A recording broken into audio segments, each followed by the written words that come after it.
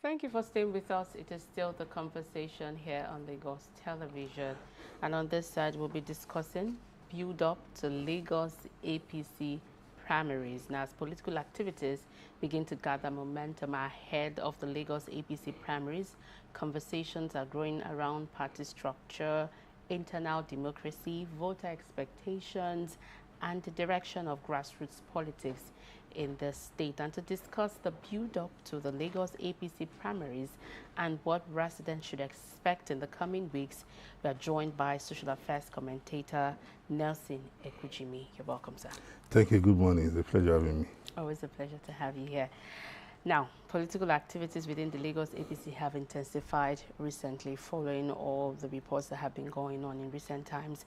How would you describe the atmosphere within the party ahead of the primaries? Well, as a keen watcher of political developments in Lagos, I will tell you that one is very happy because one has seen quite a number of young men and women coming up to express their desires. We've seen some who expressed it and who maybe they were spoken to or they introspected on their chances and they took a backseat again. But most importantly is the fact that nobody has that premonition that, look, there is no level playing field for us all. Everybody wants to throw his or her hearts into the ring, to challenge, to prove your mettle. And for me, that's the beauty of democracy, such that persons who have ambition and are allowed, even if that ambition does not come to fruition, at least you're allowed to express it, to test the waters, to have a feel of how things run. So for me, I'm happy with the development because it has been one like carnival-like. I've seen so many social media footages where aspirants come out, women, men dancing behind them, telling them they are the chosen one. Aspirants going to meetings with party faithfuls, it has been there's been no reported cases of violence. So for me, I'm very, very happy about that. Okay, now that will lead me to my next question, consensus primaries. Now, first, before we talk about consensus now, how important is the APC primaries when you look at the political structure here in Lagos State? Well, notwithstanding whatever political structure the APC or any other party has, the fact remains that any political party that is operating within our democratic space is governed by our electoral laws. No party is governed by its own laws, even though we recognize that political parties, just like the APC, have their own internal rules and regulations. So looking at the structures within the party, the electorate is very clear about the method through which candidates for political office can emerge from political parties, including APC. Unlike the 2022 Electoral Act amended, it was the direct, indirect, and consensus. But the 2026 Electoral Act amended, it is now direct and consensus. And you and I know that when we say direct, it means party members, members whose name are on the party register as prescribed by INEC rules and regulations, will file out and choose whoever will emerge as candidates at the various levels. Because when we are talking about the elections coming up, we have state assembly elections, national assembly elections, governorship, as well as the presidential. So the party has decided to use, in most cases, if you have looked at what the party has done, is to promote consensus so as to reduce acrimony and, how will I put it now? Acrimony and, bad blood, sort of. Okay, let us talk to ourselves. This is who we want. This is who we are all teaching towards. Let us agree. Because politics is about interest. And when we say politics is about interest, it is about discussions, debates, negotiations, and what have you. It's not about how mighty, whether by fist of no. It is by intellect, ideology. So the direct primary, where consensus cannot achieve the desired results, then the party has to go through direct primary. And whoever emerges through direct primary, so long as it is in line with the provisions of the law, so be it. Okay, I hear you now, but some people still believe that consensus candidacy helps maintain party unity, while others do not share that same view. They feel it weakens internal democracy. But for you, where do you stand on this? Well, where I stand is that there's no perfect system. Any model or any idea has its good points and it has its bad points. When you're looking at consensus, for example, by consensus, it eliminates, division of the party along aspirants' line. It means we are all going to aggregate all our votes in one direction. So it saves time and it saves resources. And it also promotes party unity, because when the party adopts a consensus method and those aspirants key into that system, it tells you clearly that many of those aspirants are disciplined party members. Because I always tell people that, look, the party is the principal of any politician. And wherever the party wants, even if you disagree, if you are a loyal party man, you say, well, my party has spoken. I'm just one man or one woman. You have to align. I will have to align, But if there are mechanisms for you to ventilate your grievances within the party, I'm sure you should not be denied, or I hope he or she will not be denied that opportunity to do so. So that at the end of the day, whatever grievances, whatever misgivings is watered down. So the consensus is a good idea, even though one will feel that some persons might feel it gives some persons undue advantage, depending on their popularity or wherever the interest lies. Because when you say consensus, it means party leadership or party structure have tilted towards a particular candidate, and every other candidate is now being prevailed upon, to align or queue behind that candidate, bearing your own personal ambition. But knowing fully well that even your ambition can only be exercised or can only be accomplished within the party, you might not have a choice than to toe that line. So consensus, just like direct primary, is not faultless. It's not faultless. Okay, we can't talk about or have this conversation and not talk about the GAC and their role. That's the Governance Advisory Council, and it's often seen as highly influential, especially in Lagos politics. How much influence do you think that this group still holds, and how much weight do you think they carry, especially now that the elections are near? Wow. The influence of the GAC in Lagos APC, the politics of Lagos, cannot be measured. It's immeasurable.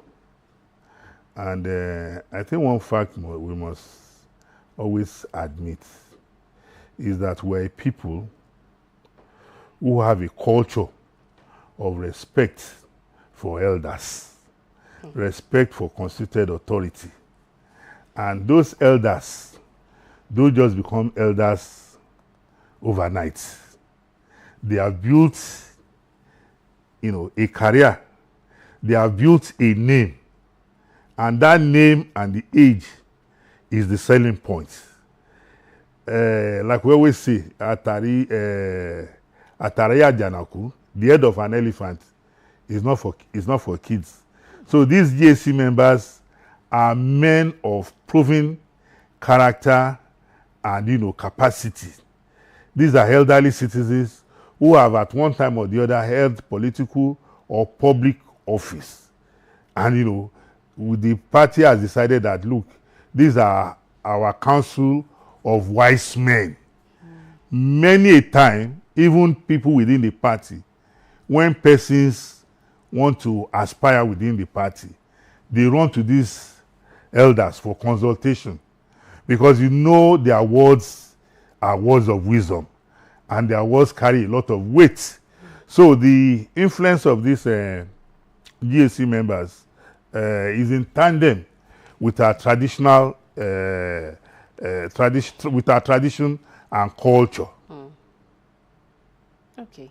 As the party primaries approaches is going to happen here in May, what should participants, party members rather, expect? And of course, Lagos residents, what do you think? Can you read the body language or can you read the handwriting on the wall?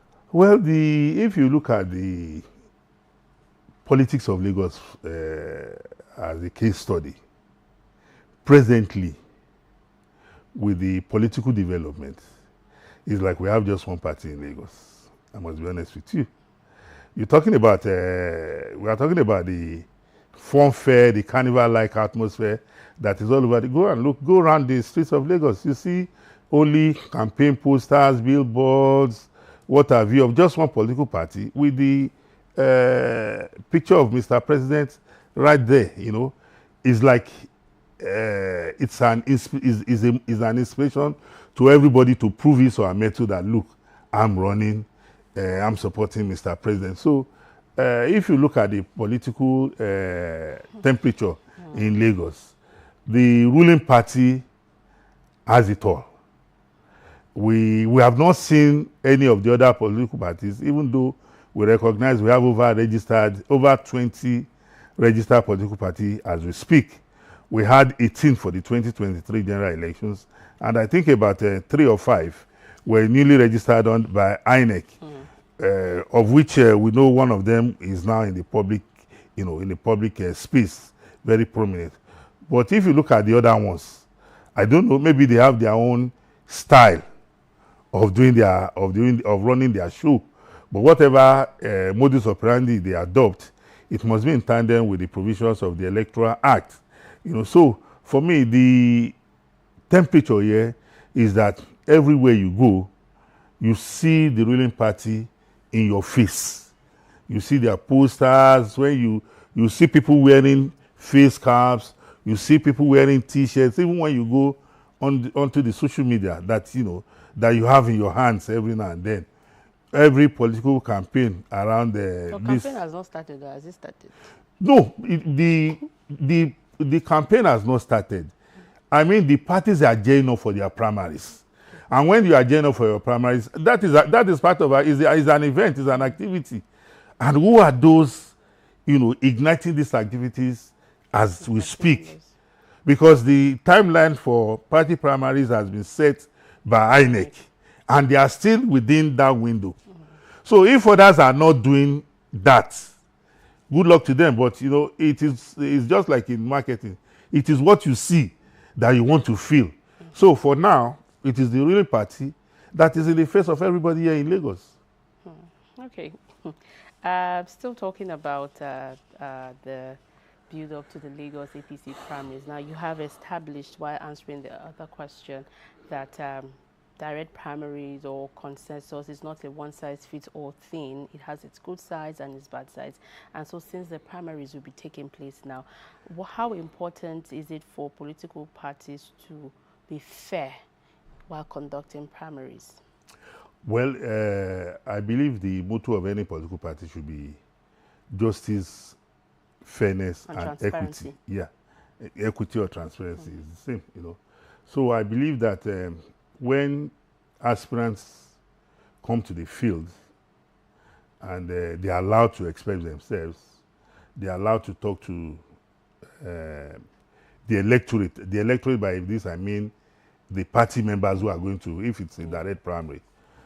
I believe if those things are present, it goes a long way, to unify a political party. That, look, I threw my heart into the ring, and most importantly, I think we must also admonish aspirants, to be sportsman-like, even if they lose or they win. Because life is about you win some, and you lose some. So we expect that when aspirants go into the field, to canvass members. If you don't get it today, always have it at the back of your mind that tomorrow is another day. An opportunity can come knocking. And people will say, look, you have been faithful, you have been disciplined, you have been, you have been a loyal party man. And if there's anybody we should reward for that qualities you have exhibited, So one expects that when the field is laid bare for all to exhibit their talents, and the party decides to pick one person, either through consensus or direct primary, one hopes that the aspirants will accept, will be magnanimous in a victory and gallant in defeat, whoever aspirant. And to the party members themselves, I think it is important for the party to drum it into their ears that look, whatever we are doing is in the larger interest of the party. We are not doing it because of the interest of one person, because whoever emerges represents the party. And if you subscribe to the tenets of the party, you can be rest assured that whoever emerges is going to represent your interest, whether it's your preferred candidate or not. I think it is important to drum that into their ears. And also to add to that, what are some of the major issues that you think as a Lagosian, as a Lagos resident, that the aspirants should focus on when given that opportunity to run? When given that opportunity to run, the focus of the aspirants, I want to believe, because I don't know all the aspirants, we have so many offices that is being vied for across the 57 LGs and LCDs. And we have the House of Assembly members as aspirants. We have incumbent members who want to return. We have new persons who have indicated, like in my local government where I come from, you need to see the avalanche of aspirants. Even as a resident, I'm lost about who to, put my cards on, because these are young men and women that I know are capable, that can prove their mettle. And that gives me a lot of joy. So the party should make sure that the members, most especially, are disciplined, that they conduct themselves in an orderly manner, depending on whichever of the two methods is going to be adopted in picking the candidates. And be ready that whoever emerges, that we all have to rally around such a person to ensure that the party comes victorious in the general elections, because it is not enough for us to pull all these crowds in the party primary, and come election day, we are looking for people to come out and vote. One of the key tenets that you expect a party to exhibit on election day is for its members, for first and foremost, come and perform their civic responsibility, and go out there and evangelize those who are sitting on the fence, or even those on the opposition side, that look, come into this vehicle. This is the vehicle to the promised land. It is important for party members to do that. Okay, so away from the party now, as a Lagos resident, or speaking on behalf of Lagos residents, feeling the pulse of people, what focus, where do you think that whoever emerges, you understand, and maybe gets the wins and all that, where do you think they should put more strength, energy into to make the state better? As a Lagosian, one thing about Lagos is that because Lagos is a mega city, there's this population explosion that we are coping with. So, most importantly, for anybody who steps into the saddle in Lagos, it's infrastructure. Our infrastructures are overstretched, terribly overstretched. And we should be looking at new ways to make life better. Just a few days ago, I was at a ministerial press briefing in Alausa, where the Commissioner for Health said according to the WHO, it should be 1 doctor to 600 patients. But today in Nigeria, in Lagos, we have 1 doctor to 5,000 patients. So you can see that that infrastructure is being overstretched. And that is why you have a burnout of personnel everywhere. So I expect that whoever gets the mandate must be conversant with the challenges that Lagos is facing. And the challenges Lagos is facing is that people have seen Lagos as a land of honey, a land where you can come, like somebody said, you can come into Lagos with this nylon bag, with your clothes in nylon bag.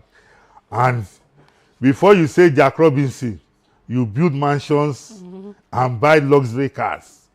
Lagos is, Lagos is a land of opportunities. Yeah. So I expect that whoever is coming in, just like the present administration, for example, has done so well. If you look at, for example, our transportation sector, the blue rail line, the red rail line, and the other purple waterways. So you must know that this is a very, very huge population in which challenges either health, security, education, environment, and what have you are confronting us. Our roads, our waterways, our educational system. In fact, there's no aspect of the life of the Lagosian that doesn't need a touch. We have to make it better. Absolutely, we have to make it better. And then while you were talking about what you expect from aspirants and the parties, you talked about young people from citing your own locality now. And I'd like to talk about how young people are becoming involved in governance. So it's no longer a business of the old men anymore. How do you see that turning out in Lagos? No, politics has always been about the young men.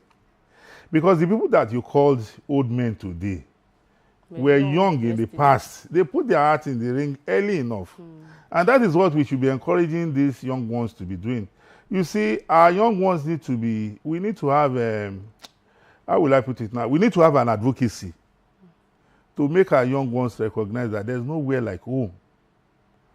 Whether you go to London, America, or what have you, home is home.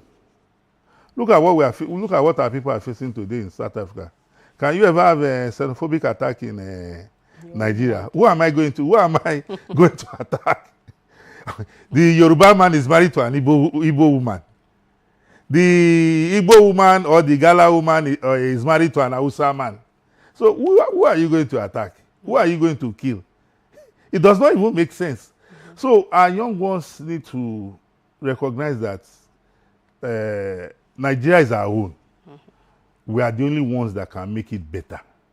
And it is not about Japa. If you want to Japa for better things, all well and good.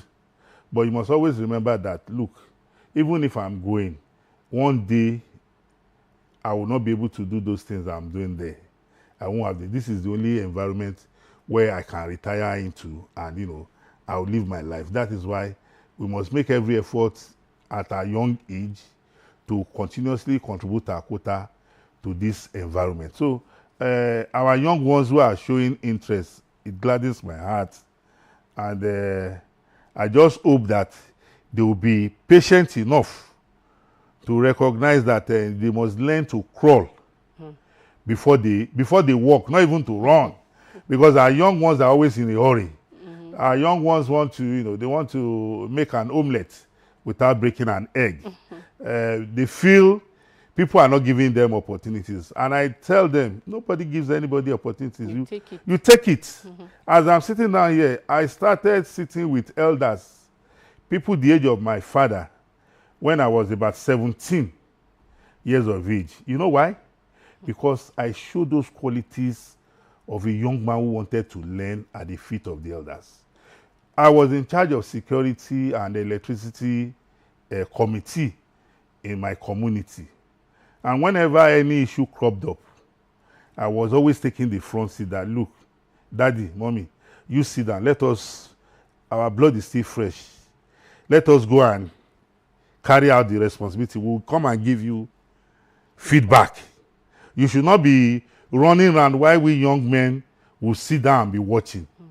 And it got to a stage that even when the old man wants to sit down in a meeting, if I'm not present, they won't start that meeting. Because I had washed my hands very well with the elders, so I can dine with them. Ordinarily, they should have said, oh, you this small boy, but they saw me as a young man who was willing, to take up roles.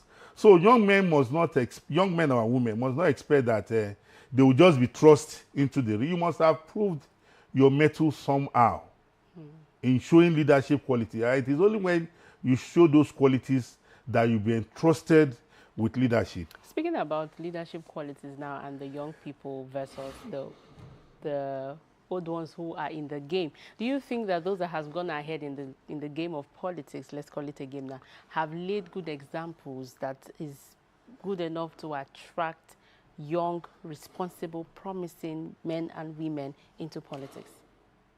The only place where I think things can be faultless must be in heaven. We have seen those who came into the space as a young man or woman and who are now old today, who have been exemplary. And we have seen otherwise. As we speak, we have seen young men today whose conduct is without blemish, as young as they are. And we have also seen young people whose conduct you don't want to talk about. Why some of these young people today, just like some of the young people yesterday who became old today, because the young people today will also become old tomorrow, are young men and women who saw opportunities and they did the right thing. As we speak, why some are toiling, trying to eke a living legitimately, we also have their peers who are out there trying to commit crime. So it is for those young men and women to recognize that they owe their allegiance to their creator and not look at, oh, some people have done this. Is it right? Just like the four-way test of Rotary. Is it right? Is it just? Is it beneficial to mankind? Those are the principles that should guide any human being. That because he saw somebody who has stolen... Look, let me give you an example. When I was growing up, I knew some people were into 419. And when you see them, you need to see the type of lifestyle they were living. They were living large, they bought cars, they had so many female friends. When they go to a pub and you just sneak there because you definitely must not be seen there during our time. And you see the bottles on their table. You will be thinking in your mind, which kind of life I did live? Which kind? Not even you. You'll be saying your father is blind to reality. But go and look at them today. They have all died untimely. Some of them died in penury with all the legitimate wealth they came into. But those that came into legitimate wealth, as little as it was then, go and see how they are still living and enjoying their life without any pain. So our young ones must recognize that, look, I owe my life to who brought me here. And the person who brought me here is God. On the day of judgment, which account will I give? I will say, because I saw somebody stealing, so me too, I joined the gang to steal. Or I saw somebody committing terrorism or banditry, I joined that. No, it should not be like that. So young men or women must always look for right examples to follow, because life is made up of the good, the bad, and the ugly. But you must be ready to ensure that your name is written in the right side of history. And it can only be written there if you do the right things. I know you've talked about party unity, but I'd like you to emphasize it again, because again, the primaries is beyond Lagos. How important is it for the parties to sustain unity before and even after the primaries? Well, I think one thing lacking in our democracy is that which I have as a political watcher, is that our investment in our political parties is very, very low, almost nil. The only time you see parties engage in activities is when election is approaching. If political parties can take a cue from an institution like INEC, do you know that immediately we concluded the 2023 general elections, till date, the INEC office in Lagos has been having quarterly meetings, just like the INEC office, the national INEC, as well as in other states, have been having quarterly meetings with political parties, civil societies, and other stakeholders. And it is to keep them abreast that, look, election is 4 years' time, but a journey of 1,000 miles starts with a. We shouldn't wait until 2026 or 2027. What are those things we don't want again in our electoral system? Let us be discussing, be engaging ourselves. So, but our political parties, you recognize that the only time they bring their members or they engage with their members is only when election. What stops a political party from organizing educational summits, and other advocacy or literacy programs for its members? That, look, this is why we have, because a lot of times when you go on election day to polling stations and you see people come out to vote, or those who have decided to come to the polling station on election day, it is because they don't understand what democracy is all about. Because if you teach them about democracy as party members, there's no party member who is an island, who is not living in a community, who is not living in a home, that he has other members, even who is not a member of a family or a family that has extended families, that they will talk about parties. So I think the political parties themselves need to do more with regards to education and enlightenment of members majorly. It is when you have educated your members that you turn your members into apostles to go and disseminate your party manifesto or your party programs. When persons, even outside the party, recognize that, there was always a lecture, a seminar that I will tap or I'll gain one or two things, people will go. Nothing stops a party from organizing, say, a workshop for young members of the party, to build their skills. A party should not exist only for me to be a member, and on election day, I'm either a canvasser, a party agent, or I come to vote.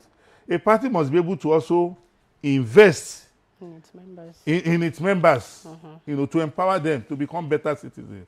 Oh, thank you very much, Nelson Ekujimi, social affairs commentator, for sharing your insight on build up to Lagos APC Primaries. Thank you so much for your time. Thank you very much for having me. The program continues. Stay with us.